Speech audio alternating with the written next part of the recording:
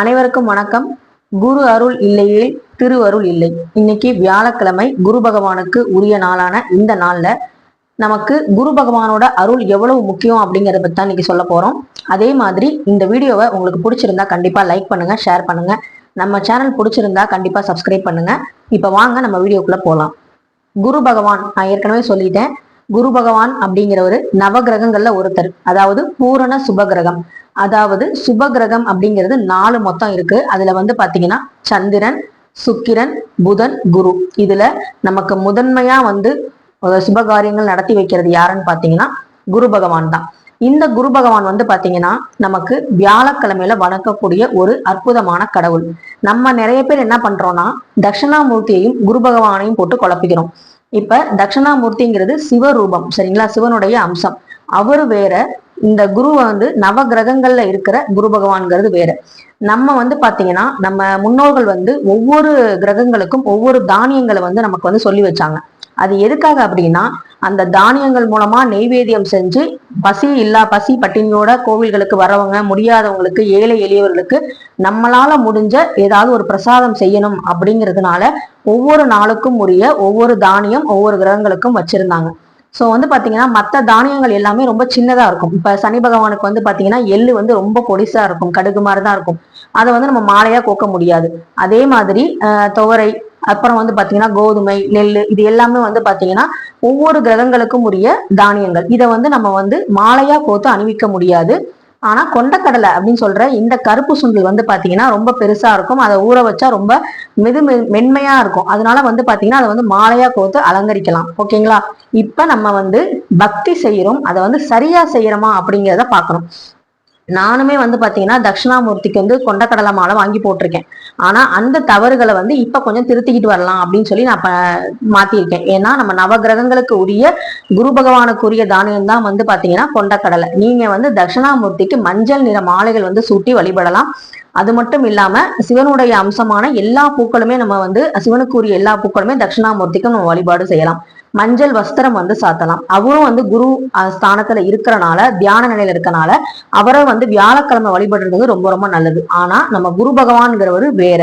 நவகிரகங்கள்ல ஒருத்தரான அந்த குரு பகவான நம்ம மஞ்சள் நிற வஸ்திரம் சாத்திருப்பாரு. அதே மாதிரி வியாழக்கிழமைகளை நீங்க கொண்டக்கடலை மாலை சாத்துறதா இருந்தா நவகிரகங்கள்ல இருக்கிற குரு பகவானுக்கு சாத்துறதுங்கிறது ரொம்ப ரொம்ப விசேஷம்.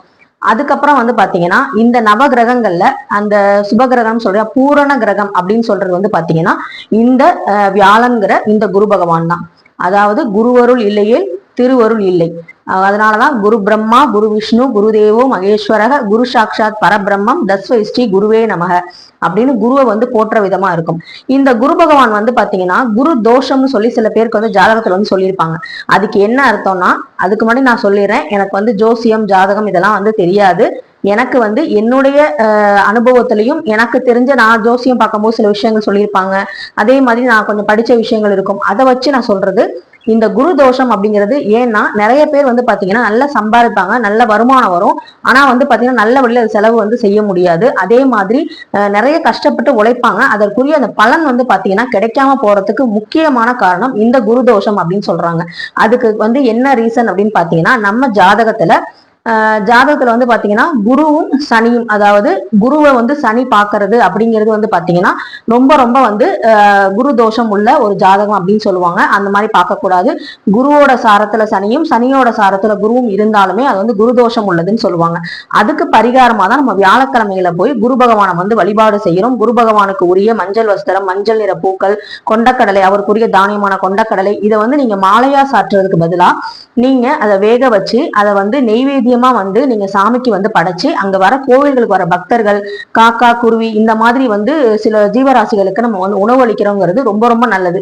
ஏன்னா மாலையா போட்டோம்னா அது வாடிய சுருங்கி ஒரு மாதிரி ஆயிரும். திரும்ப அதை கீழே தான் போடுவாங்க. அதையே நம்ம வேக வச்சு நெய்வேத்தியமா நம்ம பண்ணும்போது அது இன்னுமே சிறப்பு வாய்ந்ததா இருக்கும். அந்த குரு பகவானும் பாத்தீங்கன்னா ரொம்ப பிரகாசமா எல்லாருக்கும் அருள்பாலிக்கிற விதமா தெரிவாரு. ஏன்னா மாலையை நம்ம சாற்றி என்ன பண்றோம்னா அந்த குரு பகவானோட தட்சிணாமூர்த்தியோட முகமே நமக்கு தெரியாத அளவுக்கு நம்ம இருக்கு. சோ நமக்கு வேண்டுதல் இருக்குன்னா பண்ணலாம். ஆனா இதுதான் உண்மை நிலவரம். நம்ம முன்னோர்கள் சொன்னது அந்த தானியங்களோட சிறப்பு. ஏன்னா இறைவனோட அருளோட தான் பாத்தீங்கன்னா நமக்கு தானியங்கள் கிடைக்குது. அந்த தானியங்களோட மகிமை, அந்த தானியங்கள் மூலமா பசி பிணி உள்ளவங்களுக்கு அந்த வந்து பசி வந்து ஆற்றணும் அப்படிங்கிறதுக்காக தான் கோவில்கள்ல நவகிரகங்களுக்கு ஒவ்வொரு தானியங்களை வந்து சொன்னாங்க. இப்ப வந்து பாத்தீங்கன்னா சனிக்கிழமை எள்ளு சாதம் வந்து காக்காக்கு வைக்கிறது நல்லது. அப்ப அது மூலமா காக்கை குருவி எல்லாம் வந்து பயனடையுது. அதே மாதிரி பாத்தீங்கன்னா கோதுமை கோதுமை வந்து பாத்தீங்கன்னா நம்ம வந்து சூரிய பகவானுக்கு உரியது. அது மூலமா வந்து பாத்தீங்கன்னா நம்ம வந்து ஏதாவது ஒரு பரிகாரத்துக்கு சொல்லுவாங்க, சூரிய பகவானுக்கு வணங்கும் போது இந்த மாதிரி கோதுமையினால அந்த பண்டங்களை வந்து நீங்க தானம் செய்யுங்க அப்படின்னு சொல்லுவாங்க. இதுக்கு எல்லாத்துக்குமே காரணம் முக்கியமா அன்னதானம் பண்றதுக்காக தானே தவிர நம்ம வந்து இறைவன் நேத்தே வந்து நான் ஒரு வீடியோ போட்டிருந்தேன், நவகிரக தோஷம் நீங்க, அதாவது நமக்கு வந்து எல்லா ஒரு நம்ம வந்து நமக்கு தெரியாம நிறைய விஷயங்கள் வந்து பண்ணிக்கிட்டு இருப்போம். நம்ம ஒரு கோவிலுக்கு போவோம், ஒருத்தவங்க வருவாங்க, அவங்கள்ட்ட வந்து நம்ம கிட்ட வந்து கேட்கறாங்க அப்படின்னா ஒரு சாப்பாடு வாங்கி தருவோம், இல்லைன்னா நம்ம காசு தருவோம். இந்த மாதிரி வந்து நம்ம எதார்ச்சியா செய்யற சில விஷயங்கள் அந்த நவகிரகங்கள்ல இருக்கிற 9 கிரகங்கள்ல ஏதாவது ஒரு கிரகத்துக்கு சந்தோஷத்தை ஏற்படுத்தி அது மூலமா நமக்கு ஏதாவது ஒரு சிக்கல்கள் வரப்போகுதுன்னா இந்த தோஷத்தை அந்த நம்ம பண்ற தானம் வந்து நம்ம வந்து காப்பாத்தும். அதனாலதான் சொல்லுவாங்க நம்ம வந்து தர்மம் தலை காக்கும் அப்படிங்கறத சொல்லுவாங்க. அதாவது தர்மம் தலை காக்கும் அப்படின்னு சொல்லுவாங்க. சோ வந்து பாத்தீங்கன்னா நம்ம தலைமுறையே காக்குறது வந்து பாத்தீங்கன்னா தர்மம் தான். அதனாலதான் வந்து பாத்தீங்கன்னா நம்ம முன்னோர்கள் ஒவ்வொரு கிரகங்களுக்கும் இந்த மாதிரி வந்து நவ தானியங்கள் வச்சு அது மூலமா வந்து நிறைய பிரசாதங்கள் செஞ்சு நெய்வேத்தியமா வந்து படைக்கிறது இதனாலதான். சரிங்களா? இப்ப வந்து நம்ம வியாழனை பத்தி தெரிஞ்சுக்கிட்டோம். இந்த குரு பகவானை நம்ம வந்து வணங்கும் போது என்னெல்லாம் வந்து நமக்கு எப்படி நன்மை செய்வார் அப்படின்னு பாத்தீங்கன்னா நம்ம வந்து ஒழுக்கமா இருக்கும், நேர்மையா இருக்கும், நன்னடத்தையோட இருக்கும், அதே மாதிரி நேர்மையான விவாதங்கள் ஈடுபடுறோம். அதே மாதிரி யானை மூலமா, அப்புறம் வந்து உடல் பருத்தவர்கள் அவங்க, அதாவது உடல் பருமனா இருக்கவங்க, அதுக்கப்புறம் வந்து பாத்தீங்கன்னா நல்ல வந்து தங்கம் வியாபாரம் செய்யறவங்க, அதுக்கப்புறம் வந்து பேங்க் அந்த வங்கி கணக்கு காசோலை அந்த புலங்கர இடத்துல எல்லாம் வந்து பாத்தீங்கன்னா குரு பகவானோட ஆசீர்வாதம் பரிபூர்ணமா இருக்கும். இதுல வந்து பாத்தீங்கன்னா உடல் பருமனா இருக்கவங்க வந்து பாத்தீங்கன்னா குரு பகவானோட ஆசையோட இருப்பாங்கன்னு சொல்றாங்க. சோ வந்து பாத்தீங்கன்னா நமக்கு வந்து உடல் பருமனா இருக்கே, நம்ம வந்து அதாவது ஆர்டிபிஷியலா வந்து அதை குறைக்கணும் அப்படின்னு நினைச்சு நிறைய பேர் வந்து நிறைய சிக்கல்களை போய் மாட்டிக்கிறாங்க. அந்த மாதிரி இல்லாம இயற்கை நமக்கு கொடுத்த ஒரு உடல், ஒரு அழகு, ஒரு நிறம், இது எல்லாத்தையுமே நம்ம வந்து எப்பவுமே மாத்த முடியாது. அதை வந்து கொஞ்சம் மேலோட்டமா வேணா ஒரு பவுடர் மாதிரி போட்டு நம்ம வந்து மேக் பண்ணிக்கலாமே தவிர, ஒரு அழகா காட்டிக்கலாமே தவிர, நம்மளுடைய அந்த அஸ்திவாரம், அதாவது நம்மளுடைய அந்த பேசிக்கான அந்த அடிப்படை அழகு வந்து இவ்வளவுதான் அப்படின்னு நமக்கு தெரியும் போது அதை வந்து நம்ம வந்து எந்தவும் வந்து இறைவனோட படைப்புல எல்லாருமே சமம் அப்படிங்கும் போது அதை வந்து நம்ம முழுமையா வந்து ஏத்துக்கிறதுக்கும் நம்ம வந்து பழகிக்கணும். எதுலையுமே வந்து குறை கண்டுபிடிச்சுக்கிட்டே இருக்கக்கூடாது. கடவுள்களுக்கு வந்து பாத்தீங்கன்னா குறைய வந்து காண்றவங்களை வந்து ரொம்ப ரொம்ப பிடிக்காது. சரிங்களா? குறையவையும் நிறைவா ஏத்துக்கிட்டு அது மூலமா சந்தோஷமா இருக்காங்களா பாத்தீங்களா, அங்கதான் வந்து கடவுள் வந்து தேடி வருவாரு. சோ எல்லாத்துக்குமே வந்து இந்த காலத்துல வந்து ஸ்ட்ரெஸ் ஆகிக்கிட்டு எல்லாத்துக்குமே வந்து நம்ம வந்து குறை சொல்லிக்கிட்டு இப்படியே இருந்தோம்னா நம்மளால வந்து வாழ முடியாது. சோ அந்த மாதிரி நல்ல விஷயங்கள் வந்து சொல்றதா வந்து பாத்தீங்கன்னா ஆன்மீகம். சோ இந்த குரு பகவானை வழிபடும் பொழுது உங்களுக்கு நல்ல நல்ல விஷயங்கள் இதன் மூலமா நிறைய வந்து நடக்கும். அதே மாதிரி குரு தோஷம் இருக்கான்னு பார்த்துக்கிட்டு அதுக்குரிய பரிகாரத்தை செஞ்சு நம்ம வந்து நம்ம வாழ்க்கையில சந்தோஷத்தோடயும் நிம்மதியோடையும் இருக்கணும் அப்படிங்கிறதையும் நம்ம வந்து வேண்டிக்கோங்க.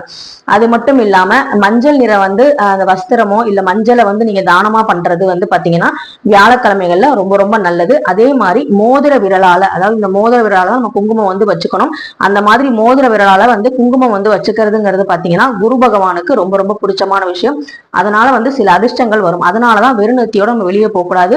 கொஞ்சமாவது வந்து விபூதி குங்குமம் இதெல்லாம் வந்து வச்சுட்டு போகணும். அதுவும் குறிப்பா கல்யாணமான பெண்களும் கன்னி பெண்கள் யாராக இருந்தாலும் பெண்களா இருந்தாலே முதல்ல நம்ம குங்குமம் வச்சுக்கிட்டு தான் வெளியே போகணும். ஏன் அப்படின்னா அது வந்து நமக்கு வரக்கூடிய தீய சக்திகளை வந்து தடுக்கிறது இந்த குங்குமத்துல நமக்கு இருக்கு. சோ வந்து பாத்தீங்கன்னா அந்த குங்குமம் மஞ்சள் இதெல்லாம் வந்து வச்சுட்டு போறது ரொம்ப ரொம்ப நல்லது. அதே மாதிரி தொழில் மேன்மையடைய திடீர் அதிர்ஷ்டம் வரணும் அப்படின்னா நம்ம கிட்ட இருக்க திருஷ்டிகள் எல்லாம் போகணும் அப்படின்னா நம்ம குளிக்கிற தண்ணியில ஒரே ஒரு சிட்டிகை வந்து மஞ்சள் பொடி கலந்து நம்ம வந்து குளிச்சோம் அப்படின்னா அதுல வந்து கிருமி நாசினியும் ஒண்ணு கூட சயின்ஸ் படி, அதே மாதிரி ஆன்மீக ரீதியா நம்ம குரு பகவானோட ஆசையும் நமக்கு வந்து பரிபூர்ணமா கிடைக்கும்.